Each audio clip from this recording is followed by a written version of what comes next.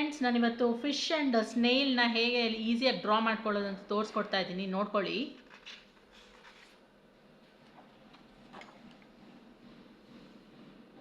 First fish draw ಮಾಡ್ಕೊಳ್ಳೋದಕ್ಕೆ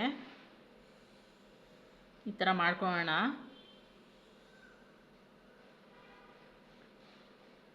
next ಅದ್ರ ಬಾಲ,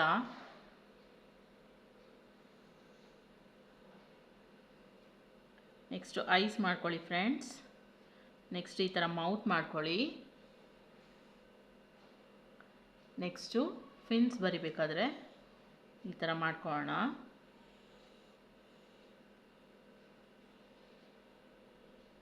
ನೆಕ್ಸ್ಟು ಅದಕ್ಕೆ ಪ್ಯಾಟರ್ನ್ಸ್ ಕೊಡೋಣ ನಾವು. ಈ ಥರ ಫಿಶ್ಶು ತುಂಬ ವೆರೈಟೀಸಲ್ಲಿ ಬರುತ್ತೆ, ಸೊ ಈ ಥರ ಡ್ರಾಯಿಂಗ್ ಮಾಡಿದ್ರೆ ಈಸಿಯಾಗಿ ಕಾಣಿಸುತ್ತೆ. ನಿಮಗೆ ಡ್ರಾ ಮಾಡೋಕ್ಕೂ ತುಂಬ ಈಸಿ ಆಗುತ್ತೆ ಫ್ರೆಂಡ್ಸ್.